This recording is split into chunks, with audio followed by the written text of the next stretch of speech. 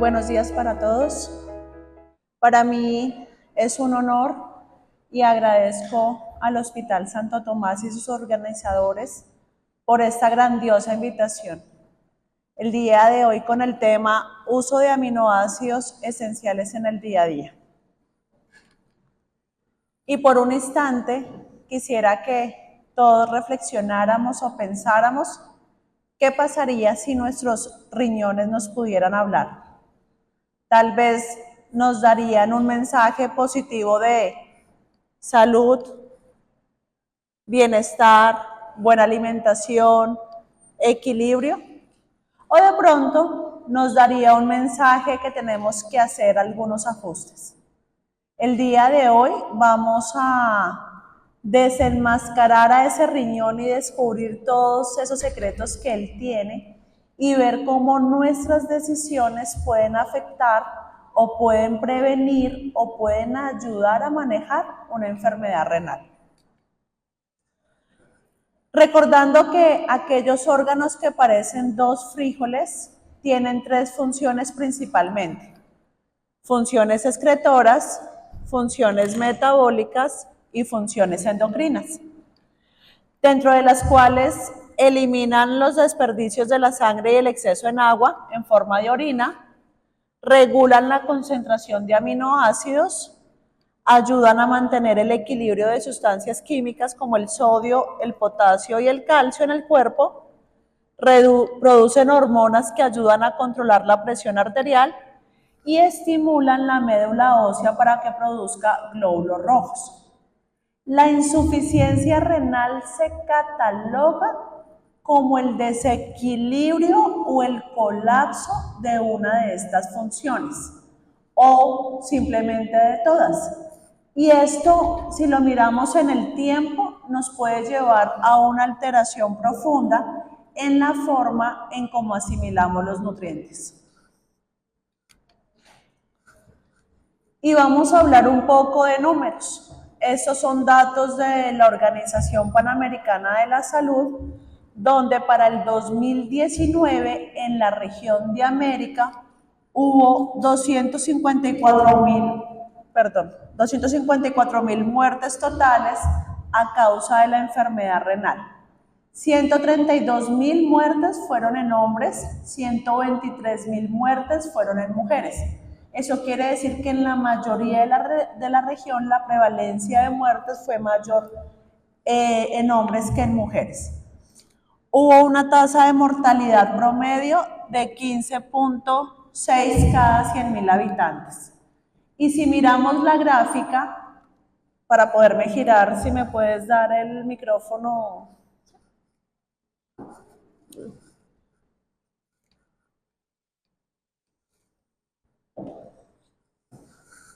Gracias. Es que es más fácil porque creo que giro y no se escucha. Ya. Entonces, para poder observar, si miramos la gráfica, Panamá, ustedes tuvieron una tasa de mortalidad promedio de 23.9 defunciones cada 100.000 habitantes. Del país donde yo provengo, Colombia, está con una tasa de 12.3 defunciones cada 100.000 habitantes. ¿Qué nos muestra esta gráfica? Que la gráfica tiene mucha variación. Tenemos países como Canadá solo con 5 defunciones, pero tenemos países como Nicaragua, El Salvador, Bolivia, Guatemala, con promedios entre los 50 y las 70 defunciones cada 100.000 habitantes. Y en este modelo que les traigo el día de hoy, podemos ver cómo es el ciclo natural de la enfermedad renal crónica en sus diferentes estadios. ¿Qué nos muestra la gráfica? Nos muestra que hay diferentes etapas. Esto quiere decir que tenemos oportunidades para prevenirla. Y que también nos muestra que la velocidad en que progresa la enfermedad renal y la duración de cada etapa es totalmente independiente a cada persona. Entonces tenemos inicialmente una persona o un riñón normal, luego nos aumenta el riesgo y aquí hablamos de prevención primaria. donde tenemos que prevenir el desarrollo de la enfermedad renal crónica. Luego ya tenemos un daño y tenemos una disminución de la velocidad de filtración glomerular. Aquí tenemos que hacer una prevención en la progresión y las complicaciones de la enfermedad renal y estamos hablando de prevención secundaria. Y por último, ya tenemos la falla renal y la respectiva muerte del paciente. Y aquí, ¿qué tenemos en esta etapa que hacer? Tratar la falla renal y hacemos una prevención terciaria. Y existen suficientes estudios donde hablan sobre la malnutrición calórico-proteica asociada a la enfermedad renal crónica. En los primeros estadios de la enfermedad renal crónica, la malnutrición no es algo tan visible, ¿listo? Pero a medida que la enfermedad avanza la malnutrición igualmente. Y la malnutrición es un factor predictor de los desenlaces. Este es un estudio de revisión, un artículo de revisión, ¿y qué nos está diciendo? Nos está diciendo que el desgaste proteico energético se conoce como aquel proceso donde el organismo va perdiendo sus reservas musculares y sus reservas grasas y por ende el paciente cambia su composición corporal. ¿Listo? Tenemos dos principales causas. La primera causa es el descenso de la ingesta y el aumento en la pérdida de nutrientes. ¿Cómo lo vemos clínicamente en el paciente? Es un paciente que está anoréxico, que por ser renal, el nefrólogo, el médico, la nutricionista le dice no puede comer absolutamente nada. Tiene dietas muy restrictivas. Adicional a eso, pierde aminoácidos en la diálisis y tiene pérdida de sangre. Esa es la primera causa. Y la segunda causa, hay que entender que un paciente renal es un paciente catabólico. ¿Listo? Entonces, ¿cómo podemos identificar esa malnutrición calórico-proteica o ese desgaste calórico-energético, proteico-energético? Lo identificamos con criterios bioquímicos. Aquí la importancia que haya un equipo interdisciplinario en esta identificación. Hacemos un análisis de composición corporal. Tenemos que identificar la masa corporal del paciente. Tenemos que identificar pérdidas de peso y tenemos que evaluar la masa muscular de los pacientes. Recordemos que la literatura nos habla que somos más allá de un peso y de una báscula. ¿Listo? Entonces, mi peso es la sumatoria de varios componentes y es crucial identificar esta masa muscular y ya se los voy a decir por qué. Y por último, tenemos que evaluar la ingesta dietética. Entonces, identifico las causas, evalúo los criterios y finalmente, ¿qué nos muestra aquí el estudio? Nos muestra que la malnutrición proteico-calórica lleva unas consecuencias en los diferentes sistemas. ¿Como cuáles? El sistema nutricional, el sistema inmune, el sistema endocrino, la activación de citocinas proinflamatorias y tenemos un término que hoy en día se ha estudiado mucho, que ha cambiado su evolución y su concepto, y es la sarcopenia. ¿Listo? Entonces, todo esto al final, ¿qué nos puede llevar si tenemos todas esas condiciones que no evaluamos o que el paciente llegó a este estadio? Que vamos a tener un paciente con muy alta probabilidad de mortalidad. Este es otro artículo donde nos habla del desgaste proteico energético y simplemente es un resumen. ¿Qué nos está diciendo?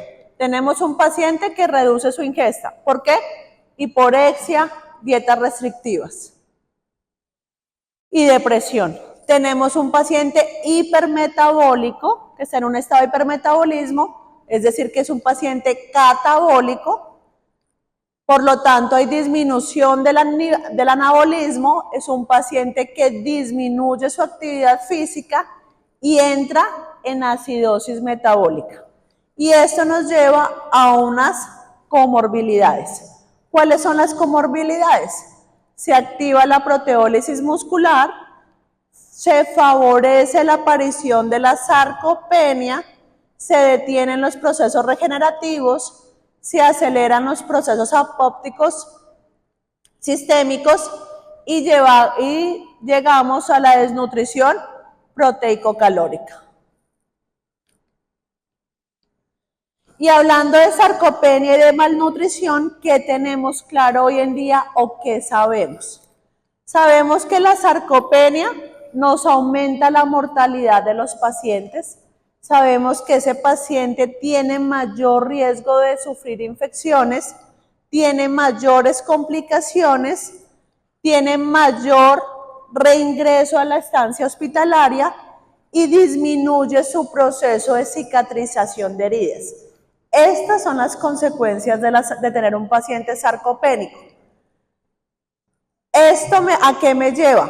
Aumento en la mortalidad, aumento en el tiempo de estancia hospitalaria. Es un paciente que permanece postrado en cama en el hospital o en casa a nivel domiciliario, disminuye su calidad de vida, ¿listo?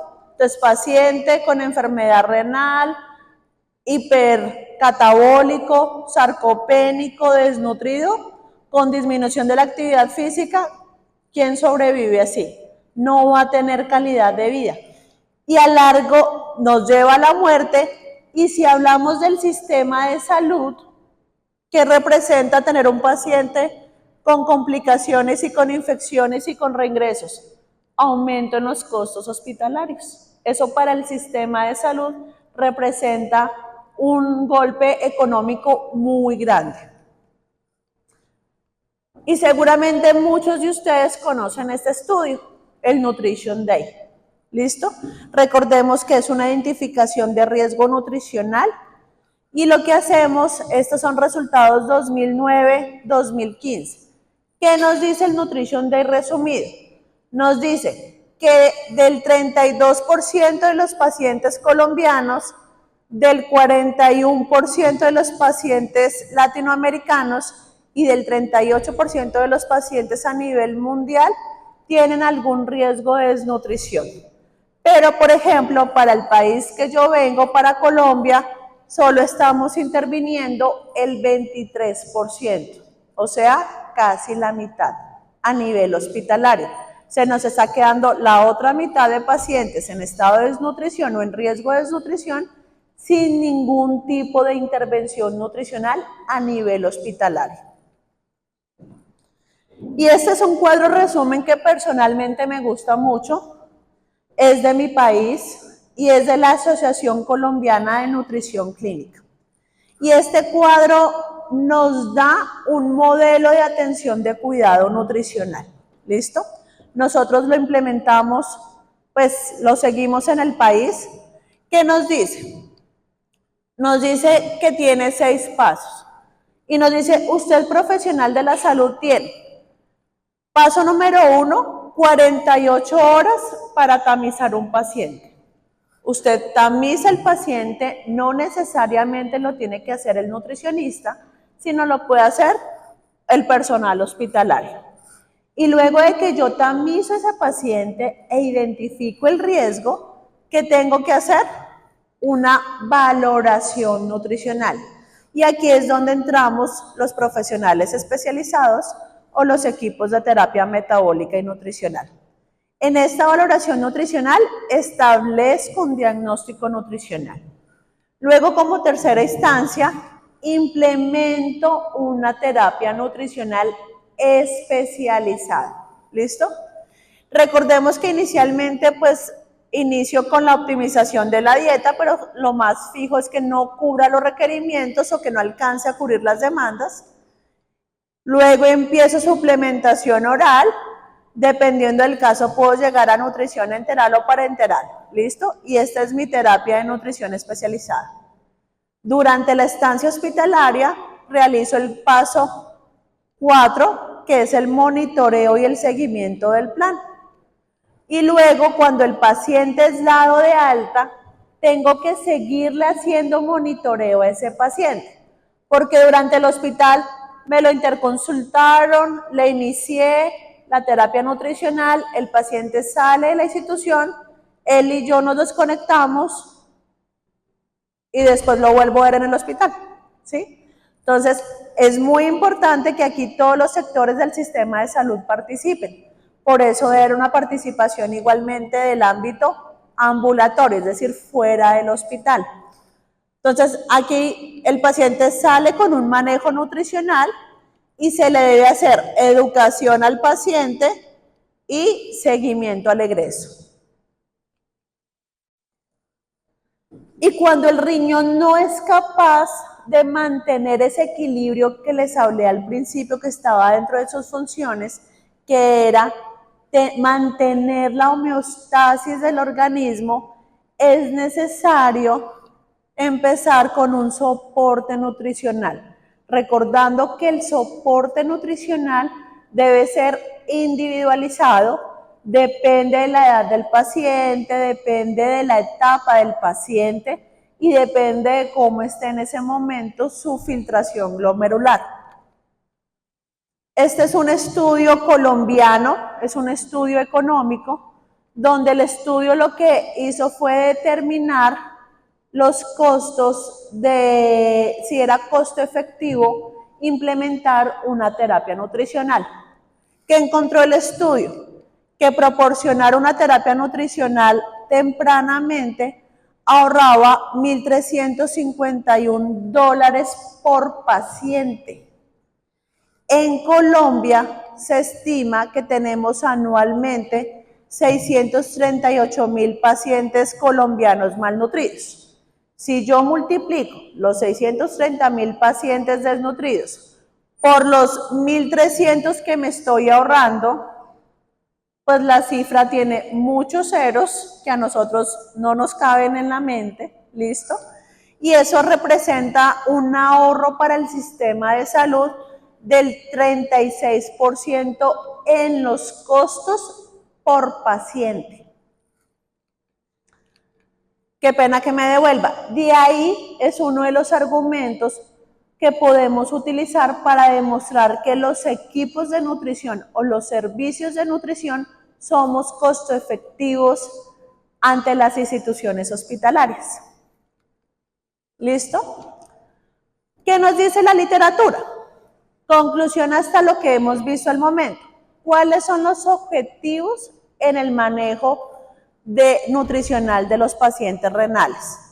Entonces, uno, tenemos que mantener o mejorar el estado nutricional.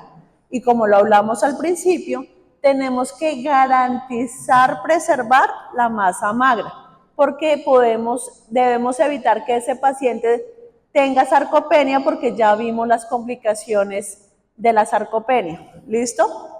Lo segundo es reducir la progresión de la enfermedad renal. Como les mostré en las primeras diapositivas, cuando les mostré las diferentes etapas, tenemos diferentes oportunidades para ayudar a prevenirlo. Por eso debemos actuar tempranamente. Retrasar el inicio de la terapia de reemplazo renal.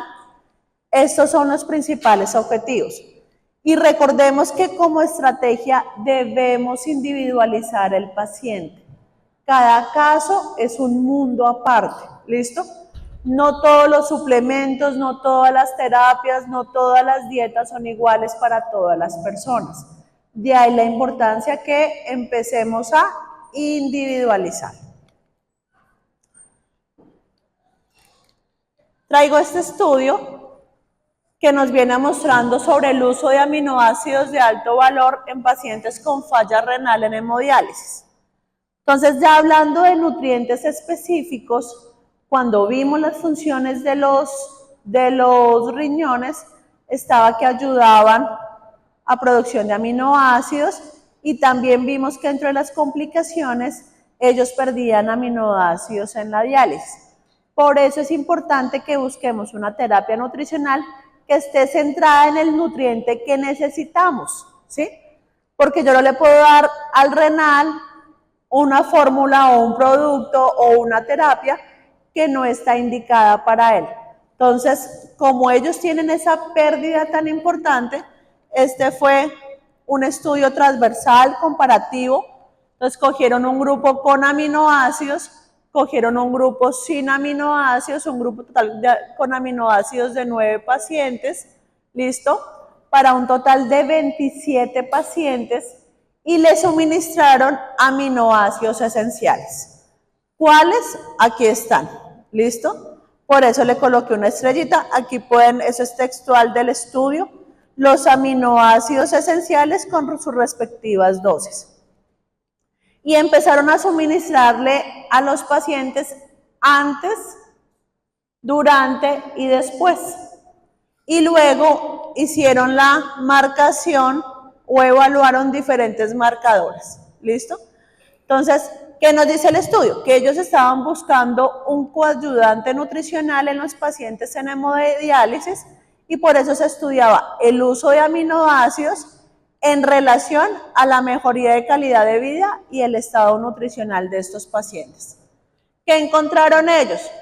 Entonces, si miramos los parámetros bioquímicos, encontraron que a los pacientes que fue grupo que se le dio aminoácidos tuvo mejorías en valores de urea, en valores de albúmina, en valores de linfocitos, en valores de colesterol y en valores de índice de masa corporal.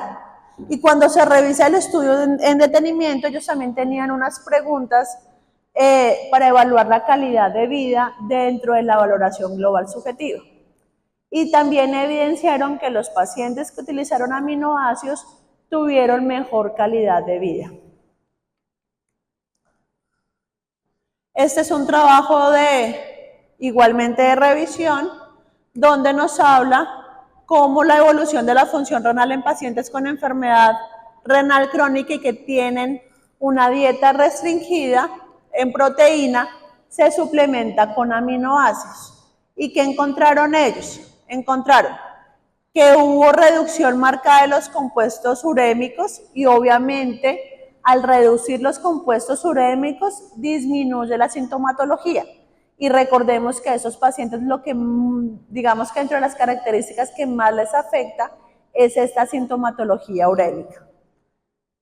Mejoraron la sensibilidad a la insulina, ayudó a controlar la presión arterial, redujo la proteinuria, se corrigió la acidosis metabólica y los trastornos óseos y minerales, se disminuyó o enlenteció la progresión del daño renal y se retrasó el inicio de la diálisis y se preservó el estado nutricional.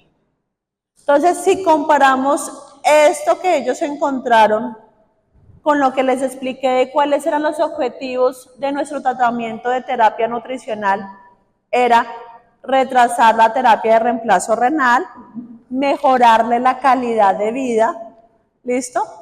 Y recordemos que el paciente renal no es un paciente que tenga solo enfermedad renal, ¿listo? Generalmente es paciente renal, hipertenso, diabético, ¿listo? Con muchas comorbilidades. Si yo ayudo con el uso de aminoácidos que le mejore su presión arterial y que mejore su sensibilidad a la insulina, ya le estoy manteniendo en equilibrio 3 patologías crónicas. Y finalmente, les traigo esta frase que encontré en un diario para pacientes renales. Y me gustó mucho. Y es una reflexión de que la vida no se dializa. Ni los buenos momentos, ni los días al sol, ni los besos, ni la familia, ni la esperanza, ni las ansias de volar, ni los sueños, ni la risa contagiosa de un niño, los amigos, la ternura, los proyectos, ni la brisa del verano, el amor, el sabor de un buen vino o los deseos.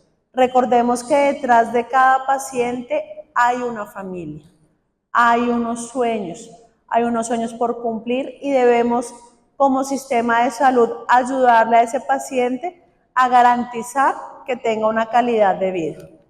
Mil gracias.